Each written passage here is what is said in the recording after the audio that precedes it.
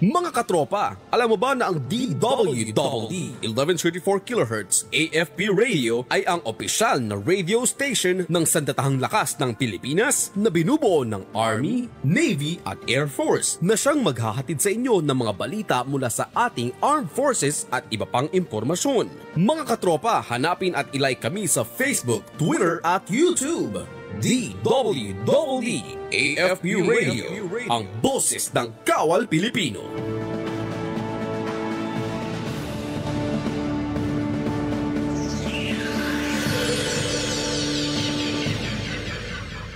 Ding dong!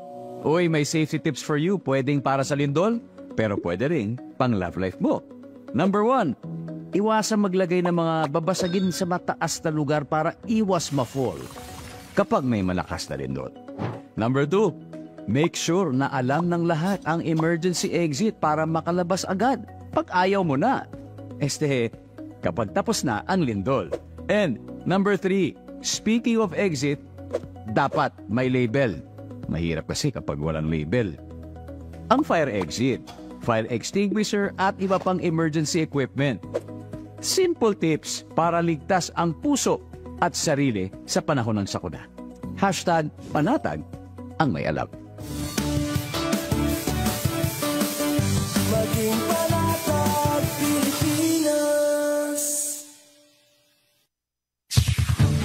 Ito ang DWDD 1134 kHz AM. Balita, impormasyon at musika. Ito ang DWDD AFP Radio. Boses ng Kawal Pilipino.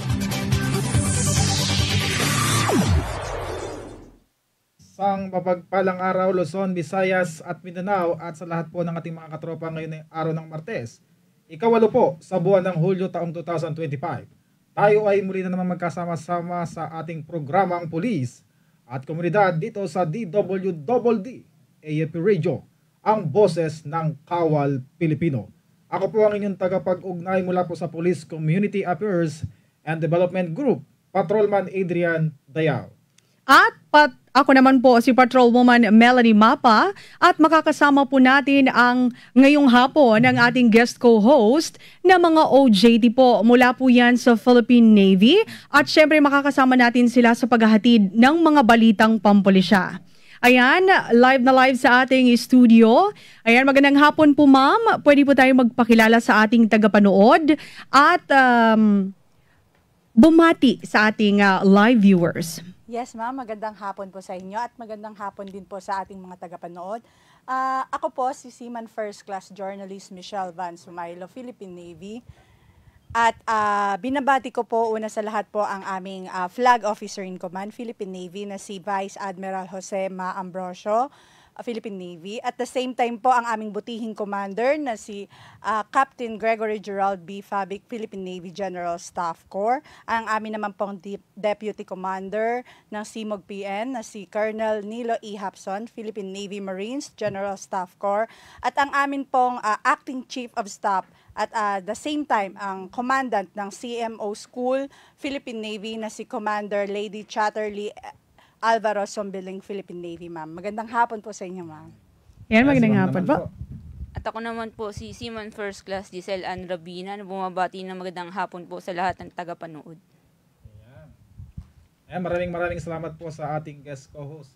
At ito po ang programang Pulis at Komunidad.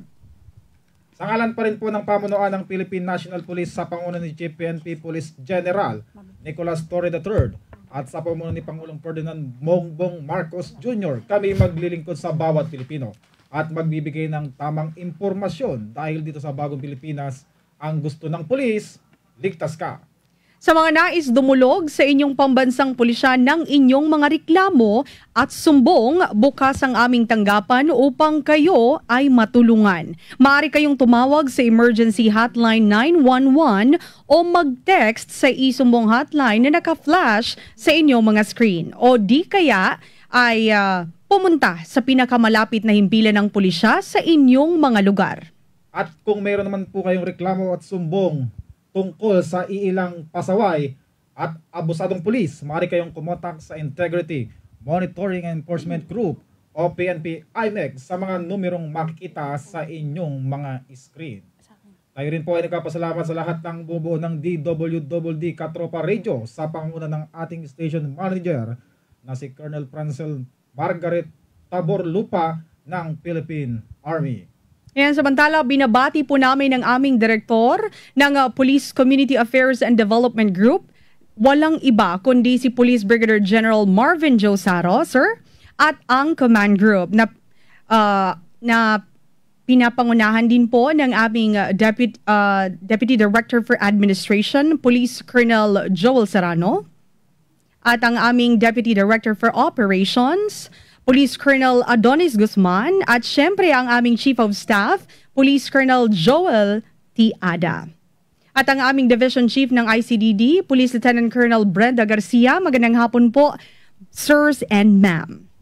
At syempre mamaya partner ay makakasama natin live dito din sa studio ang ating mga guests na graduate ng Professional Diploma in Family Ministry from Center for Family Ministry ng Ateneo de Manila University. Wow. Ayan. Samantala, takuan muna natin ang mga balita na nakalap ng ating mga PNP correspondent.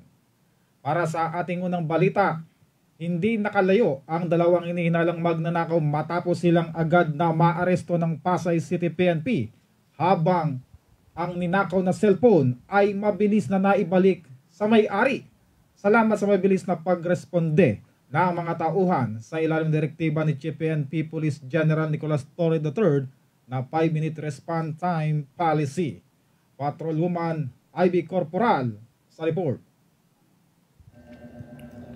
Mabilis na naaresto ng mga partiba ng Pasay City Police Station ang dalawang sospek kabilang ang isang minor de edad na sangkot sa pagnanakaw ng cellphone sa barangay 184 Andrew Avenue sa Pasay City. Kinilala ang mga naarestong sospek na sina alias Pangit, 25 anyos, isang e-bike driver at miyembro ng Sputnik Gang at isang 16 anyos na lalaking estudyante na kapwa residente ng Ilang-Ilang Street, Barangay 184 Marikaban ng nasabing lungsod. Sa mabilis na aksyon ng pulisya, agad namang nabawi sa mga sospek ang isang Samsung Galaxy A15 5G na pag-aari ng biktima. Araw po, maraming salamat sa pamumuno ng sa Station 7 Marikaban ni Lieutenant Tayabas at sa kanyang mga police officer staff na pagka-recover ng aking cellphone po at saka pagkahuli ng dalawang na nagnakaw ng cellphone po. Maraming salamat at big salute sa PNP. Dinala naman ang mga sospek sa Substation 7 para sa dokumentasyon at inquest proceeding sa Office of the City Prosecutors ng Pasay City. Samantala, ang minor de edad ay tinuturing na child in conflict with the law ay mananatili sa kustodiya ng Pasay Youth Center alinsunod sa batas para sa proteksyon ng kabataan. Tapos dito mo. After. Ayan, maraming salamat, Patrolwoman Ivy Corporal. Samantala, isang tagumpay sa laban kontra illegal na droga naman ang naitala sa Nueva Ecija matapos na madakip ng pulisya ang dalawang high-value individual at nakumpiska mula sa kanila ang tinatayang 600,000 pisong halaga ng hinihinalang shabu sa ikinasang buy-bust operation. Magbabalita dyan si Patrolwoman Jilly Peña. Tinatayang malaking halaga ng ilegal na droga ang nakumpiska ng Nueva Ecija PNP na kung saan arestado ang dalawang high-value individuals matapos ang sinagawang buy-bust operation sa Barangay Kapitan Pepe, Cabanatuan City, Nueva Ecija.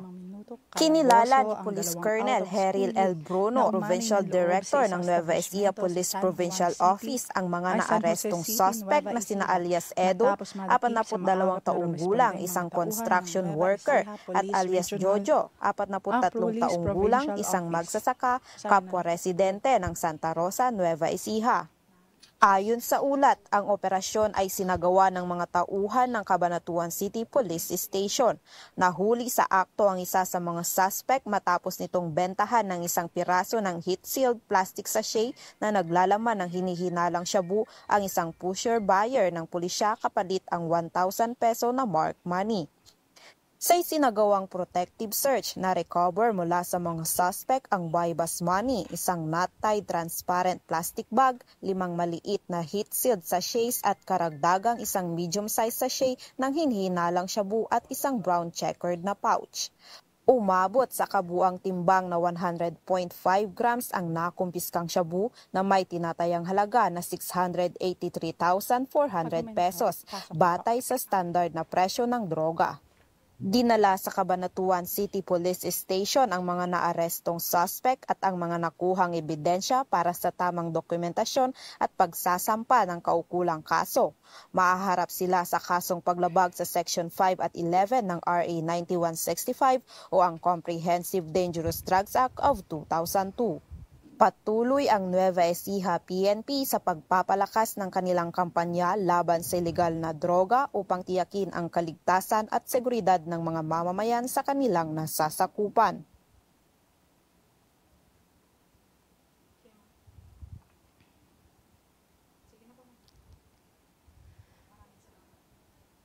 Anong pangalan niya? Maraming salamat. At sa iba pang balita, sa loob ng 5 minuto, kalaboso ang 2 out-of-school youth na umano'y nanloob sa isang establishmento sa San Juan City, Nueva Ecija matapos madakip at maagap na rumespondeng mga tauhan ng Nueva Ecija Police Provincial Office.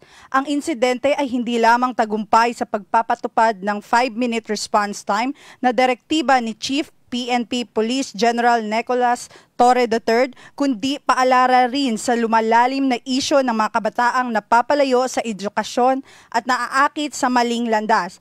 Patrolwoman Janice Bulahaw, ibalita mo. Arestado ang 2 out-of-school youth matapos ang isang insidente ng panloloob sa isang tile depot sa kahabaan ng Maharlika Highway, Barangay Kaanawan, San Jose City. Kinilala ni Police Colonel Heril Daguit L. Bruno, Provincial Director ng Nueva Ecija Police Provincial Office, ang nagreklamo bilang isang 33 anyos na manager ng LNJ Tiles Depot na agad na nagulat sa San Jose City Police Station. Base sa pagsusuri ng CCTV footage, dakong alas 11 ng gabi ay namataan ang 2 menor de edad, kapwa-residente ng Barangay Bunga, Karanglan, Nueva Ecija, na sa pilitang pumasok sa establishmento sa pamamagitan ng pag-akyat sa bubong at pagsira sa kisame. Batay sa inisyal na investigasyon, tinangay ng mga suspek ang humigit kumulang 2,000 pesos at mga kagamitang tinatayang nagkakahalaga ng 4,000 pesos. Ayon pa sa ulat, sinira rin ng mga suspek ang ilang produkto sa pamamagitan ng pagkalat ng rugby solvent sa loob ng tindahan na nagdudulot ng karagdagang pinsala. Sa mabilis na tugon ng San Jose City Police Station, agad na nagsagawa ng hot pursuit operation ng mga operatiba na nagresulta sa pagkakaaresto ng 2 suspek. Na-recover din mula sa kanila ang kanilang sinakyang motorsiklo, isang pulang Rusi 125. Ang 2 menor de edad ay tinuring bilang children in conflict with the law at dinala sa San Jose City Police Station para sa kaukulang disposisyon. Ayon kay Police Colonel Bruno, laging handa ang ating kapulisan na rumesponde sa loob ng itinakdang 5-minute response time policy. Para naman sa mga menor de edad, sila ay isa sa ilalim sa pangangalaga ng City Social Welfare and Development Office ng San Jose para sa tamang interbensyon at paghawak, alinsunod sa umiiral na batas para sa mga batang nasasangkot sa krimen. Patuloy ang NEPO sa pagpapatupad ng mabilis at epektibong serbisyo upang mapanatili ang katahimikan at kaayusan sa lalawigan ng Nueva Ecija. Maraming salamat, Patrolwoman Bulahaw. 3 hinihilalang drug personalities ang naaresto sa bisa ng buy-bus operation na ikinasa ng Pasay City Police bilang bahagi ng ipinaigting na kampanya kontra sa iligal na droga. Nakatutok dyan si Patrolwoman Maika May Bahiwag. Arestado ang 3 individual na kabilang sa drug watch list ng Pasay City Police Station sa ikinasang buy-bus operation dakong 9:45 ng gabi sa number 9 Leonardo Street, Barangay 61, Zone 8, Pasay City. Nagresulta ang nasabing operasyon sa pagkakadakip ng mga suspek na kinilalang sina alias Tropa, 27 taong gulang, alias Maylin, 35 taong gulang at alias Nino, 32 taong gulang. Nasamsam mula sa mga suspek ng Pasay Police ang 26 na sachet ng hinihinalang shabu, itim na coin purse na pinagtaguan ng droga at buy-bus money na nagkakahalaga ng 750 pesos na tunay na salapi. Tinatayang nasa 19.57 gramo ang kabuang timbang ng nakuhang droga na may standard drug price na 133,076 pesos. Nakakulong sa custodial facility ng Pasay City Police Station ang mga suspect at sasampahan ng kasong paglabag sa Sections 5 at 13 ng Republic Act 9165 o ang Comprehensive Dangerous Drugs Act of 2002. Patrolwoman Bahiwag, timbog ang isang suspect sa buy-bus operation sa Oton, Iloilo nang magpositibo ang bintahan sa pagitan nito at poacher buyer.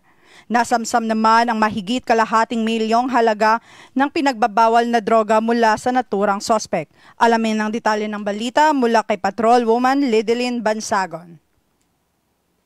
Umabot sa mahigit kalahating milyong piso ang matagumpay na nakumpiskang halaga ng hinilaang shabu ng mga operatiba ng Provincial Drug Enforcement Unit sa isang drug buy-bust operation na isinagawa sa Barangay Bakyad, Oton, Iloilo, bandang alas 5 ng hapon ito lamang ikasais ng Hulyo taong kasalukuyan. Kinilala ni Police Captain Glenn Suliman, OIC ng PDEU, ang pangunahing target sa operasyon na si alias Itek, 36 na taong gulang, matapos itong aktwal na magbenta ng 5 sachet ng pinaniniwalaang shabu sa halagang 15,000 pesos sa police pusher buyer. Nahuli rin sa operasyon ng 2 umano'y kasabwat ni alias Itek na nagsisilbing mga runner na kinilalang sina alias Tibor at alias Toto, pawang 24 na taong gulang at residente rin na nasabing barangay. Sa kanilang pagkakaaresto, nasamsampa mula sa kanilang pag-iingat ang karagdagang 18 na sachet ng hininilaang shabu na may timbang na humigit kumulang 70 gramo at nagkakahalaga ng tinatayang 476,000 pesos batay sa standard drug price. Dagdag pa ni Police Captain Suliman, matagal nang minamanmanan si alias Itik dahil sa pagkakasangkot nito sa iligal na droga na umabot sa halos 2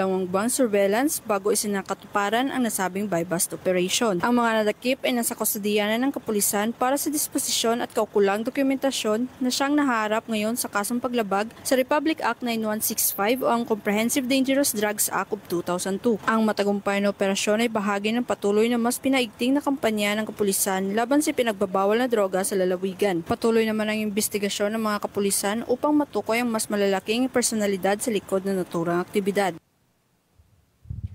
Maraming salamat, Patrolwoman Bansagon. Samantala, walang takas ang isa sa mga tinutugis na sangkot sa kalakaran ng iligal na droga sa rehiyon ng Davao.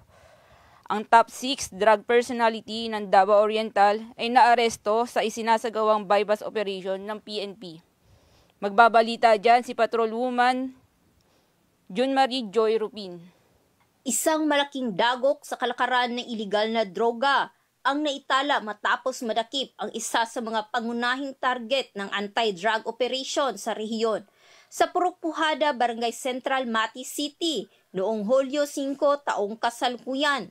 Ayon kay Police Major Al Anthony I. Gumban, officer in charge ng Mati City Police Station, na siyang nanguna sa operasyon, kinilala ang suspek sa alias na Anan, 49 anyos, residente ng Cara 3, Riverside, Barangay Central. Nakuha muna sa pag-iingat ng suspek ang humigit kumulang 20 gramo ng hininalang shabu na tinatayang nagkakahalaga ng 136,000 pesos. Drug paraphernalia at iba pang ebidensya. Sa kasalukuyan, isinailalim na sa masusing investigasyon ang kaso upang matukoy ang iba pang posibleng kasabwat ng suspek sa drug network sa rehiyon.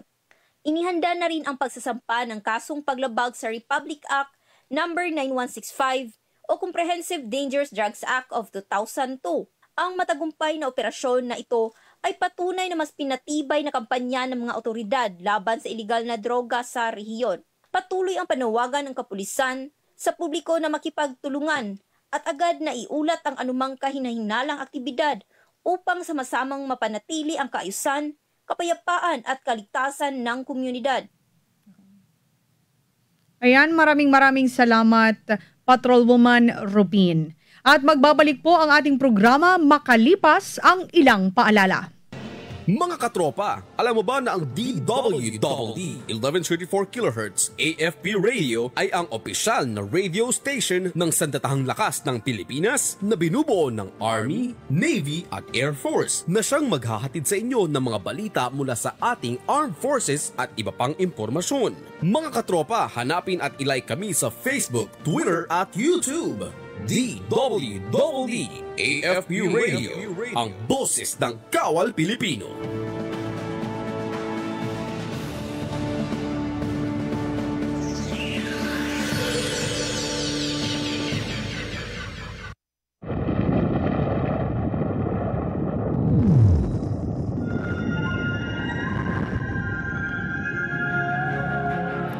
In the rugged terrain and diverse communities of Western Mindanao, a vision unfolds, clear in purpose and wavering in resolve. Onward to a new era of peace, security, and development in Western Mindanao.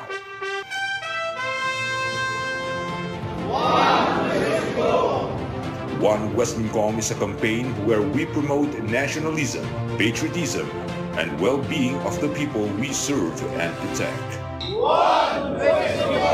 One West Mincom is an advocacy where we champion the command's leadership principles and translate them into impactful actions. One West Mincom! One West Mincom is a journey towards a new era where we pursue peace and precision. Security is upheld with strength, and development is achieved with unity. One West Mincom! One West Mincom transforms, transitions, sustains. This is our campaign. One West Mincom. This is our advocacy. This is our journey. One West Mincom. This is our vision. We are Hornet 115 and we are one West Mincom.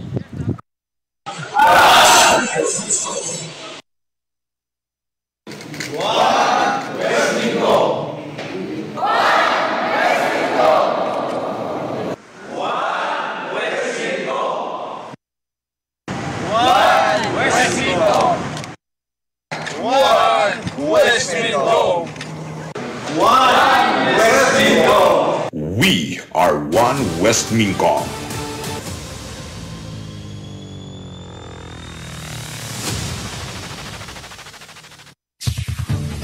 Ito ang DWDD 1134 kHz AM. Balita, impormasyon at musika. Ito ang DWDD AFP Radio. Boses ng Kawal Pilipino. Ayan, nagbabalik po ang ating programa dito pa din sa DWDD AFP Radio, ang boses ng Kawal Pilipino. Ayan, partner, hindi na natin patatagalin pa. Partner. Kasi alam kong may balik-taktakan mamaya. Ayan, i-welcome na po natin ang ating mga guests. Ayan, magandang hapon po sa inyo mga sirs at ma'am at welcome po sa ating programa dito sa DWDD Katropa Radio. Bumati po tayo ma'am, mga sir, at pakilala po muna tayo sa ating mga manunood. Magandang hapon po sa lahat. Police Chief Master Sergeant Dennis Dalida Tanuangco from Manila Police District po. Magandang hapon po sa lahat, lalong-lalo na sa PNP Training Service. Ako po si Pat Medina Pige po. Magandang hapon po sa lahat ng mga tagapakinig at taga-subaybay ng DWDD. Ako nga po pala si Patrolman Elmer P. Pascua from Operations Management Division ng Criminal Investigation and Detection Group. Good afternoon po sa lahat ng kaopisina ko dyan sa OMD at magandang hapon po. Ayan. Sir, baka may gusto pang idadagdag sir sa mga bati, ayan ganyan, si ma'am. Binabati ko po yung aking family sa Aklan, Tanuangco family, Nabuab, Dalida, and Victoriano family po. Binabati ko rin po ang Chief Asad po ng PNP Training Service, si Police Colonel Marlon Oluan at sa mga kasamahan ko po sa Asad po. Magandang hapon sa inyong lahat. Yan, bago po tayo welcome po sa ating programa sa DWDD Boses ng Kawal Pilipino, Sir, AFP Radio. At unang-una sa lahat, Ma'am, Sir, kamusta po si Ma'am Napige, Sir Pasqua, and Sir Tanwangko? And so, mabuti naman kami. So, nakarating po kami ay nakabalik na po kami sa trabaho after our scholarship po. So, nagagamit naman po namin yung aming mga natutunan. May mga nagtatanong sa mga kaopisina namin kung kumusta ang pag-aaral namin doon sa Ateneo, and naging maganda naman po ang feedback po namin. Ayan si Sir Pasqua. Yun nga po, tulad po ng nabanggit ni Ma'am Maydi, sir. Okay naman po. So far, nakikita naman namin sa sarili namin yung epekto, yung improvement namin dahil sa course na natapos namin. Ayan, Sir. Una po, nagpapasalamat po kami sa PSS LAI dahil sa pagkakataong binigay na maging scholar po kami sa Ateneo de Manila University po. Ayan, Sir. Ayun, Sir, nabalitaan po namin na kayo nga po ay nagtapos ng Professional Diploma in Family Ministry from Center for Family Ministry po ng Ateneo de Manila University. Maaari niyo po ba kami ikwento sa amin paano po ba makakapasok po dito? And so, ang PSS Live po ay sa official Facebook page po. Ito po yung nakita namin ang kanilang paanyaya sa mga lahat ng PNP, BFP na mag-apply po para sa scholarship nito, which is given for 1 year po ito, na full scholarship, wala pong babayaran lahat. So ito po ay kukunin po namin ng 2 semesters po ito. So 24 units po lahat ang makukuha po namin dito, and it is all about counseling po. How to give empathy with other people po, and sa mga kasamahan rin po natin sa kapulisan. Yan, gaano po, Ma'am, ito, Sir, katagal itong kursong ito? 1 year lang po to, Ma'am. So, ganun pala katagal talaga, 1 year. So, 1 year siya, 2 semesters na. Yes po. 24 units po lahat-lahat, Ma'am. Parang ano nga lang talaga. As in, talagang balik paaralan sina Sir at Ma'am. Yan. Sir, in addition to that, design po kasi siya for 2 years sana. Pero kami po kasi sa PNP, allowed lang kami mag-schooling ng 1 year. So parang kinompress siya into 1 year. So yung mga classmate po naming mga pare, mga madre, mga pastors, mga professors, yung mga doctors po kaming classmate, 2 years po na lang kinukuha. 2 to 3 years po. Sir, ilan naman po kayo sa klaseng doon po sa may kinuha niyo pong course, ilan po kayo doon, sir? Lahat po ba yun, mga PNP personnel po natin o other government agencies? Mga ibang, parang tayo lang yata yung mga government agencies, sir, no? Yung iba po kasi mga pari po. Yung iba po, madre. Balik kami pong scholar is we are all 5 po na nakagraduate. 5 po sa PNP, then isa po sa BFP, sir. Yan, Ma'am, Sir, maaari niyo po bang ikwento yung mga naging karanasan niyo or any challenges na nakaharap niyo po nung kinukuha niyo po itong, or mismo, or during the school, ano po yung mga kinaharap niyong challenges or karanasan sa kursong ito? Ang challenging part po kasi rito is pinapagawa po kayo ng reflection papers, no? So every subjects po ay gagawa ka ng reflection paper. So ilalabas mo po doon lahat yung iyong karanasan mula pagkabata, nung ikaw ay nagkaroon na ng pamilya, no? Ano yung history ng family mo? Pinagawa po kami rito ng genogram. So maiintindihan mo po sa sarili mo, bakit pala may experience akong ganito? Ba't ganito ako yun? So tinatawag po ito na inaalam mo muna yung sarili mo bago ka makatulong sa iba. Nice. So part nun is yung pagkilala muna ng sarili para malaman mo kung sino din ang kumbaga kaharap mo for pagkilala ng sarili. So sa course din po na ito is parang holistic learning po siya. Kasi in other courses po, it is all about intellectual. Pero dito po is meron pong spiritual, meron pong emotional, Meron pong physical kasi mapapagod ka po kagaya ni Sir sa paggawa ng reflection. Meron din pong emotions kasi sa paggawa ng reflection, kailangan pong makita doon yung emotion mo, maramdaman ng mga professors po yung emotion na ilalabas mo po. And lalong-lalo na pong spiritual kasi ang gamit po sa counseling sa Ateneo po is the psycho-spiritual approach po. So more on the spiritual approach po ang ginagamit po dito. So ibig sabihin ma'am, parang holistic approach siya pero nakatuon siya sa more on spiritual. Yes po ma'am. Sir, Pasco, any addition sir? Yun din po ma'am. Although naka-focus siya sa spiritual pero dinadaanan po, sinasaklaw din po niya ang psychological aspect po ng tao ma'am kasi dito inaaral natin yung mga tulad ng mga cognitive distortions natin na kasi kung naiintindihan natin ang sarili natin kung ano yung mga cognitive distortions natin, makakatulong ito para kung paano tayo makipagsalamuha sa ibang tao, paano tayo gumawa ng desisyon, at magiging gabay natin ito sa ating gawain sa araw-araw. Sir, nasabi niyo po kanina na pagpasok po dito ay kayo po ay naging scholar po ng PSS Lai. Bilang pulis po, paano po naging desisyon nyo na ay papasok kami dito? Ayun po. Paano po ang... Ano po yung nag-push sa inyo na mag-enter po sa ganitong course na syempre about family? Lahat na po ba kayo, ma'am, sir, parang may pamilya aside from yung own family talaga? Sa akin naman po ma'am, single pa po ako ngayon ma'am, wala pa pong asawa. Kaya naman po ako na encourage po dito na mag-apply sa course na ito ma'am, sa scholarship. Siguro dahil sa istorya ng family of origin ko din po. Kasi parang may mga patterns sa family of origin ko na kung maari ayaw ko nang maulit. Kaya po na-motivate ako na mag-enroll sa course na ito. I see. Na-motivate si sir. Sa akin naman po, ito actually ay na-introduce ng isa kong senior sa office po namin, sa training service kasi he is undergoing this course din po.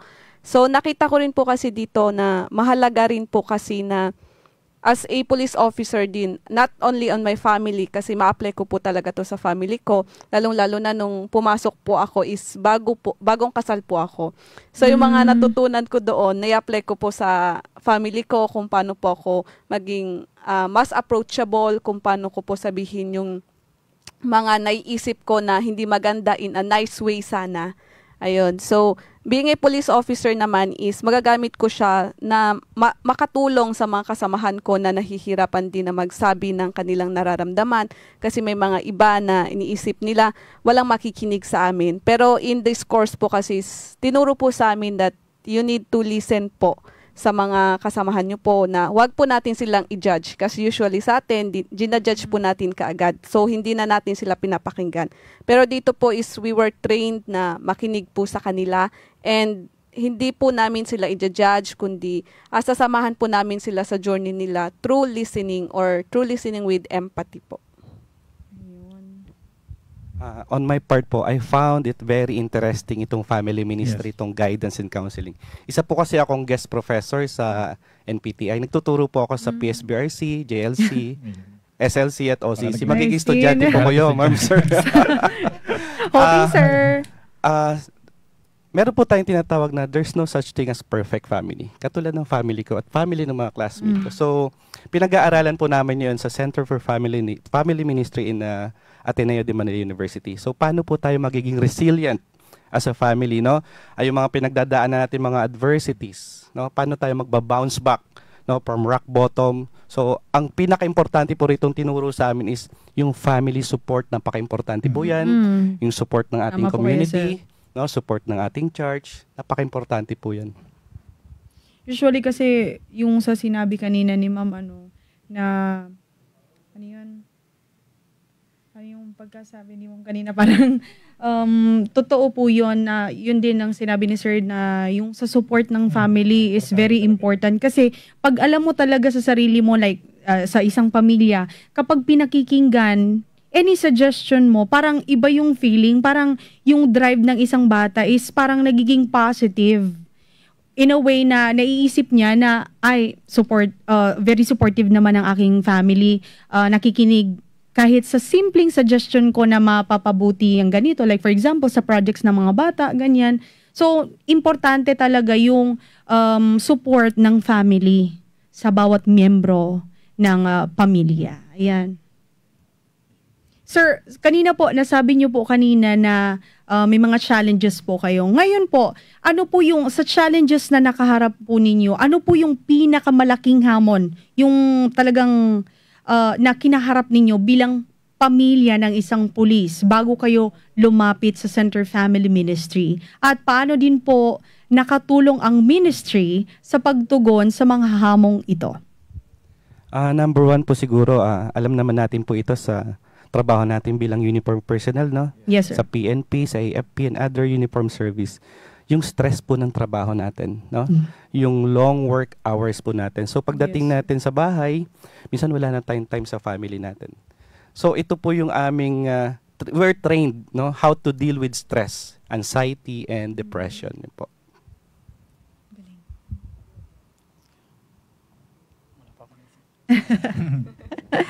And so, sa akin siguro ang pinakamalaking hamon is during my journey po, being a police officer and being a scholar po, tos sa family ko is nung nabuntis rin po siguro ako. Kasi habang nag-aaral po ako is ng course na to, pinagdadaanan ko rin yung pagbubuntis hanggang sa panganganak. So, yun po yung isa sa hamon sa akin. And nakatulong yung Center of Family Ministries po sa Ateneo kasi sila rin po yung naging support system ko. Kasi in that po is, nagka-counsel din po sila sa amin. So, sinasabi rin po namin yung mga problema namin sa mga, kasi may growth group po kami doon. So, yung mga kasamahan po namin is hindi lang po mga kapulisan, kundi mga pare. So, may makukuha ka rin po na ibang perspective sa kanila. So, may sharing din po ba, ma'am, nangyayari? Yes po, may sharing po. May yung emotions mo talaga is mailalabas, kahit ayaw mo siyang ilabas, di ba sa atin po is as much as possible maging stern po sana tayo. Pero pag nandun ka po, iba yung kasama mo, yung mga pari po talaga, mababago pala. Masasabi po pala yung mga naikikim-kim po na nararamdaman. Nakakalabas. Yes po. Magandang ganun. Sir? Sa akin naman po, ma'am, is dati, ma'am, before ako pumasok sa Center for Family Ministries po, since nabanggit ko kanina na may problema sa pamilya, na mabigat na problemang pampamilya ang pinagdaanan ko, tulad ng separation ng aking mga magulang. Dati, ma'am, kapag nahihirapan ako noon, parang sinisisi ko yung separation nila, kung bakit naranasan ko to, bakit kailangan kong pagdaanan ito. Sa tulong ng Center for Family Ministries, doon ko naunawa na siguro talagang dapat mangyari yon para maging resilient kami ng mga kapatid ko, para makita namin yung kung gaano kahalaga yung support system nga, tulad ng sinabi ni Sir Dennis kanina. Ayan, sir. From kay sir kanina, yung mga na-take note ko dito is about yung mga malaking hamon like stress management. Kay ma'am naman yung experiences niya, which is also all about din the support system.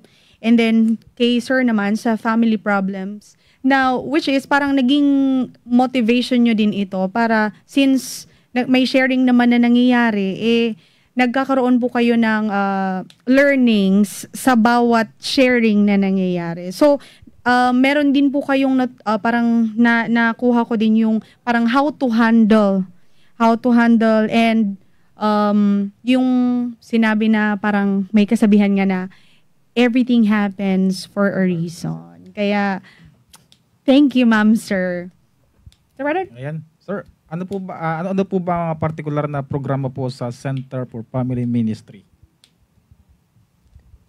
Ang Center for Family Ministry po ay isa po siyang facility, no? Yes. Meron po tinatawag doon na mga counselors. So open po siya. Ang iniisip po kasi natin pag counseling, mahal to, hindi po, donation lang po siya. Meron po siyang facility doon sa loob ng Ateneo. Welcome po tayo doon, no? Lahat po ng all walks of life, mahirap, mayaman, welcome po doon. Ang counseling po kasi it's more on empowerment. Yes. No? Ginag-guide po tayo, gino-journey po tayo. No? Tama po yung sabi ni Ma'am Mady kanina, we listen with empathy, no? With the client. Ang Center of Family Ministries din po is nag-offer ng marital counseling, individual counseling, and pre-K na po sa mga magpapakasal pa lang po. Uy, parang partner. Sa'yo yun, partner. Dapat pala kala ma'am at sir na lang ako nagpa-counseling. May counseling. Ayan. Tulad din po ng napagdaanan namin doon, may mga activity po na spiritual deepening retreat na kung saan ginanap namin sa Tagaytay 3 days po. Tapos meron din pong marriage encounter sa mga married couple para mapag-usapan nila. May open nila sa isa't isa yung mga hindi pa nila napag-usapan noong during their marriage po.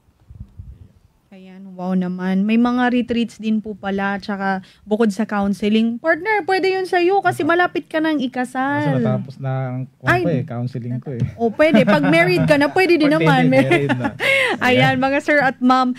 Paano po naka-impluwensya naman ang Center Family Ministry sa inyong komunikasyon at relasyon sa loob ng inyong mga pamilya? At lalo na po sa konteksto ng trabaho ng pulis.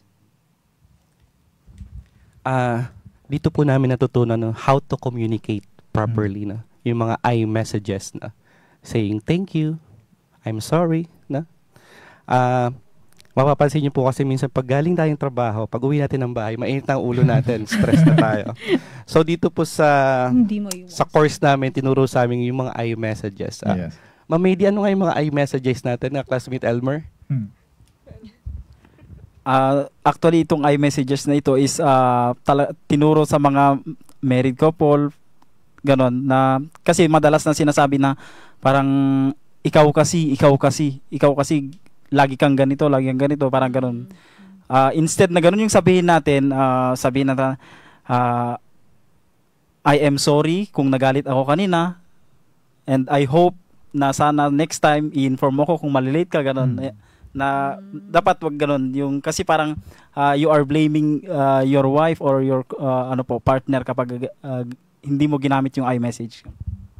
Yun pala. Parang simplified form na hindi agad galit ang pinapairal. Kaya partner, huwag ka nang magagalit. Oo, partner. Magalit sa trabaho.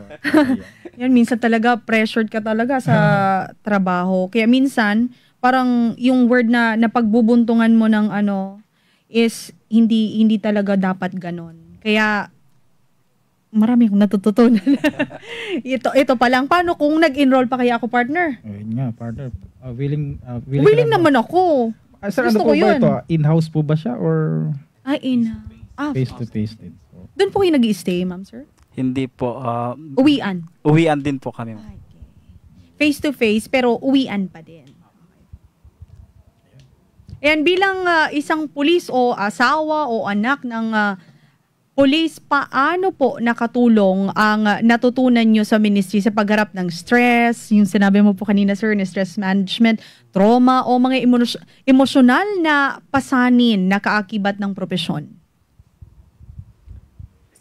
Siguro sa akin po, bilang asawa po, is, ang asawa ko rin po kasi is pulis. So, siguro natutunan ko rin po dito kung paano po i-handle kasi i-handle po yung stress po naming dalawa.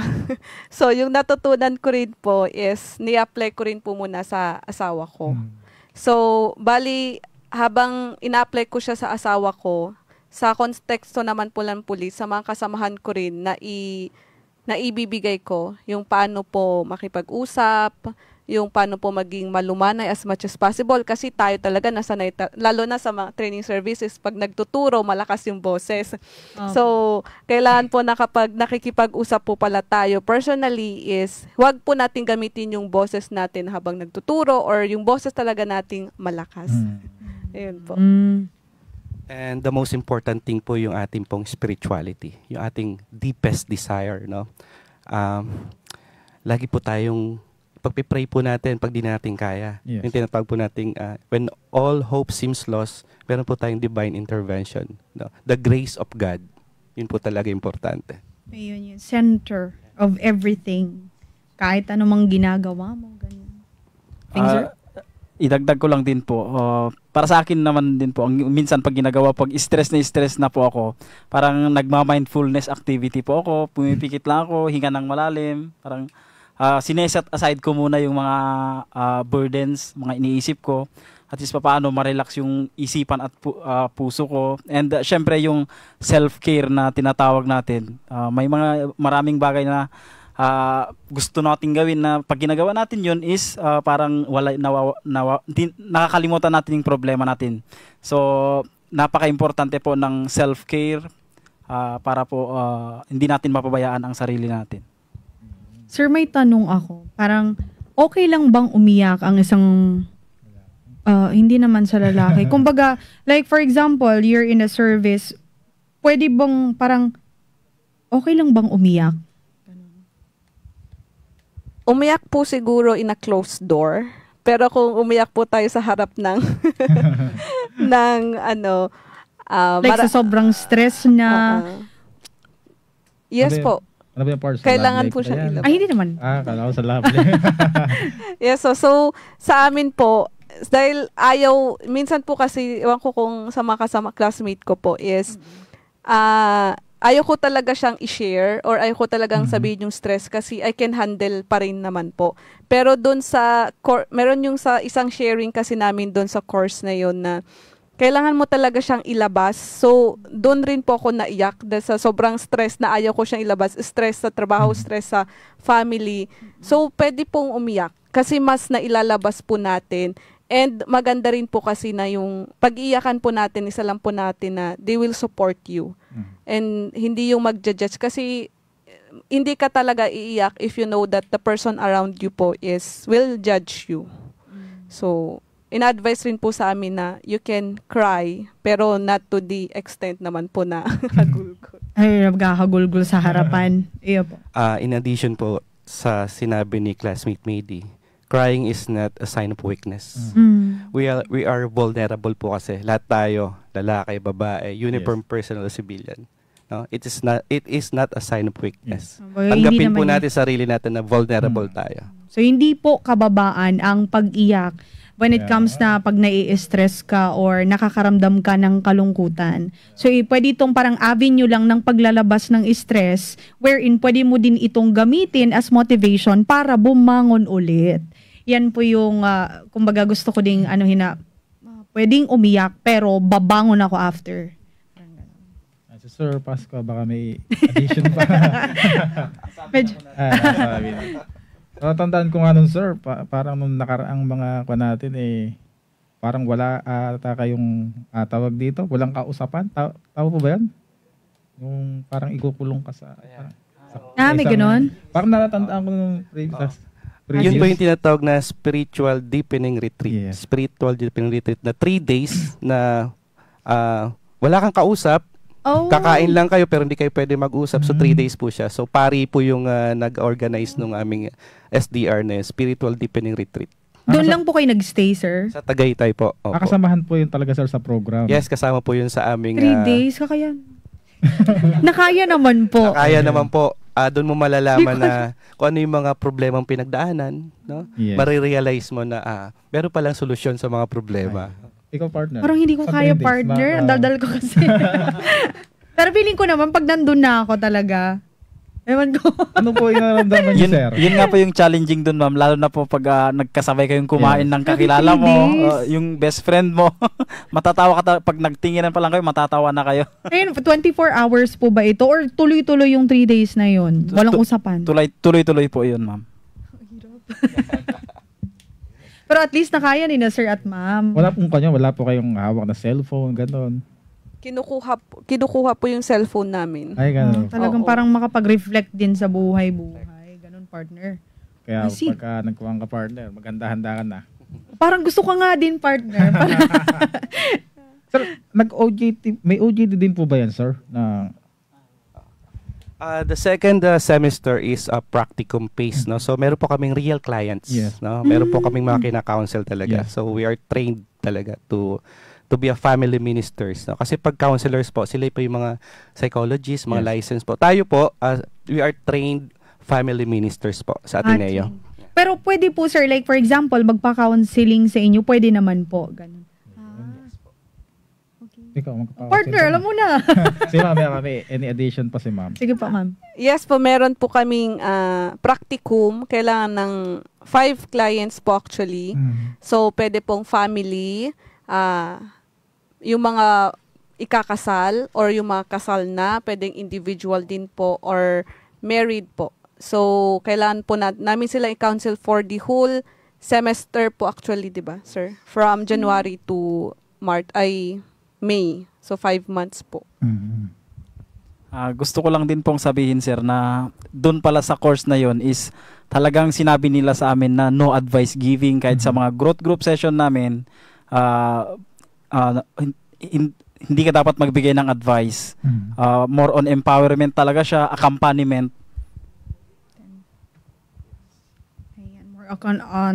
Accompaniment. So, sir, sa mga nasabi niyo po yan, ano din naman po masasabi ninyo sa mga tagapayo o counselors ng Center Family Ministry at naramdaman ba ninyo na nauunawaan nila ang mga natatanging pangangailangan at sitwasyon ng mga pamilya ng pulis? Ang masasabi ko sa kanila is they're really welcoming po yung mga counselors po doon, and they're expecting again na meron po ulit scholar doon sa Ateneo. Kasi nakakatulong din po sila, lalong parang ang sinasabi rin po kasi nila is through them na nakikinig din po sa amin, parang nalilesen din yung, parang natumutulong din sila sa trabaho po natin individually. Kasi minsan, alam din nila na hindi tayo nakakapag-share because of our nature po na dapat po talaga tayo, as much as possible is do not show emotions po, di ba po? So, doon po is, masaya po sila or they know how to help us po, police officers. Kasi since 2016 po, sir, di ba, may scholar po sila. So, marami na rin po sila mga na-meet na mga taga-PNP rin po na scholars. In addition po dyan, we are trained also, no, yung tinatawag na UPR, no, unconditional positive regard. No bias, no judgment. Kaya sino po yung ating i-counsel, tatanggapin po natin sila. Okay, kumbaga accept lang kayo na sir ng accept. Po. Wala po tayong bias, walang judgment. Parang listener talaga sila. Ayan. Ikaw, sir. Ayan. Good. Sir, paano po nakatulong ang Center Family for Ministry sa pagkapatibay po ng mga tulad ng pananampalataya, spiritual na po natin bilang isang pamilya, lalo na po tayo po ay isang pulis? Tulad ng nabanggit namin kanina, sir, na meron ngang sa course na yon ay may spiritual deepening retreat nga na kung saan wala kang ibang kakausapin kundi ang Panginoon lamang, parang ganon. So, yung contemplation ko is parang mas naging deeper siya. Dati, kahit ngayon, na-apply ko na siya sa buhay ko, sa pang-araw-araw ko na gawain, na minsan pag nade-delay ako sa daan, siguro plan to ni God na matraffic ako, plan niya ito. Parang ganon. Hindi ko na siya kino-consider as negative. So, yun po yung naging malaking tulong nun sa pagkatao ko. I learned how to see God in all things po. And so, sa akin naman po is, dito po sa PNP is, ang isa po sa core values po natin is pagiging makadiyos. So, ang center din po natin in all things po ay ang Panginoon. So, sa Center of Family Ministry, ang naging sentro din po ng pagtuturo nila sa amin is through spiritual. So, hindi lamang po siya sa intellectual pero more on spiritual, and naayon din po siya sa ating core values. So, mas nadideepen po yung aming spiritual life as a police officers po. In terms po ng relationship, no, dito po namin natutunan yung interrelationship, intra-relationship, saka meta-personal relationship. Yung interrelationship po yung sa sarili mo, no, paano mo intindihin sarili mo, paano mo intindihin yung mga tao sa paligid mo, and yung meta-personal po, paano mo i-share sa community, sa kapulisan, no, yung ating natutunan, yung ating counseling po. Ayun, wow, tatlo. Inter-relationship sa self, intra-relationship others naman. At kung paano mo naman i-apply, yun yung meta-relation. Okay, meta-personal relationship. Galing. So, ngayon po, sir, ma'am, ito, last na talaga to. Ano naman po ang inyong maipapayo sa ibang pamilya ng pulis na nahihirapan at naghahanap ng suporta, lalo na kung iniisip nilang lumapit sa isang ministry tulad po ng Center Family Ministry? Unang-una po, seek God first. No? Maghingi po tayo ng guidance. Then, ang Center for Family Ministry ng Ateneo de Manila University ay open po siya sa lahat. No? Sabi nga, walang pinipili kasi ang iniisip natin Ateneo pang mayaman. Hindi po. Kami po, mahirap lang po kami pero nakapag-aral po kami sa Ateneo. Thank you po sa PSSLay. Open po siya sa lahat. No? Kahit bata po, may asawa, kahit mga senior citizen na po, open po siya. So, meron pong makikinig sa inyo, no? Lalo sa atin sa mga uniform personnel, no? Yung mga may pinagdadaanan po. No? Mag-search lang po kayo sa FB, meron pong Center for Family Ministry, RMTC FAM po ang Ateneo. At nandito po kami handang gumabay sa inyo. Ayun. Sa mga pamilya ng mga pulis na katulad ko, kung nahihirapan tayo, dapat alam natin kung paano ito i-share sa mga support systems natin, sa family, sa friends, at sa mga taong naniniwala sa atin na kaya nating lumaban. Kasi, sir, ma'am, yung may nakikinig pa lang sa atin is malaking bagay na eh. Para ma-address natin or kaya nating pagdaanan at lampasan yung problemang iyon. Napakalaking bagay na may nakikinig sa atin. Ano ko masabi ko? Sa mga pamilya po ng pulis, so hindi po masamang mag-ask po ng tulong. And sa mga kasamahan rin po namin sa kapulisan, kung nahihirapan man po emotionally, is nandyan po ang Center of Family Ministries. And kung kakilala nyo rin po kami, pwede rin po kayong lumapit sa amin. Ayan, maraming salamat po. Any additional po? Ma'am, sir? Okay na ba? Ito pong Center for Family Ministry ay open po sa lahat. No? Civilian, uniform personnel, military. Actually po, meron po kaming classmate na graduate, si Captain Med Sumamoy. Isa po siyang Air Force. No? Si chaplain po siya ng Air Force. Welcome po ito sa lahat. Ayan, madami tayong natutunan. Meron pa po ba, ma'am, sir? Ayan, maraming salamat po sa ating naging panauhin dito po sa DWWD AFP Radio, ang boses ng Kawal Pilipino dito sa ating segment na Pulis at Komunidad. Ayan, Police Chief Master Sergeant Dennis A. Tanwangco. Galing po yan sa Police Station 2 ng Manila Police District, sir.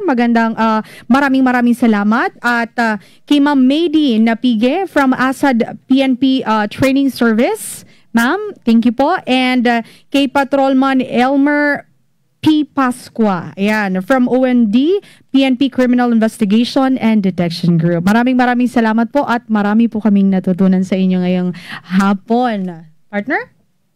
Ayan. At huwag nyo nang hanapin ang mga pulis sa mga presinto sapagkat kami ay nasa inyo ng mga telepono. Dial 911, darating kami sa loob ng 5 minuto.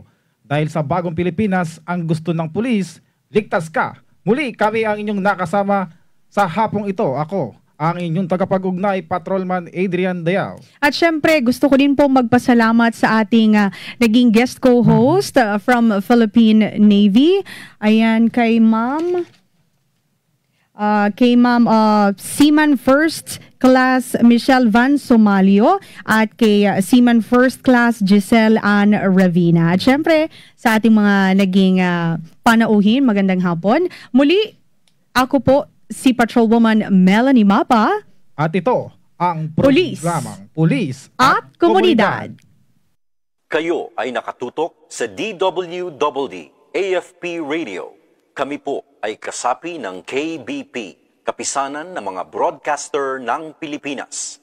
Kayo ay nakatutok sa DWWD AFP Radio. Kami po ay kasapi ng KBP, Kapisanan ng mga Broadcaster ng Pilipinas.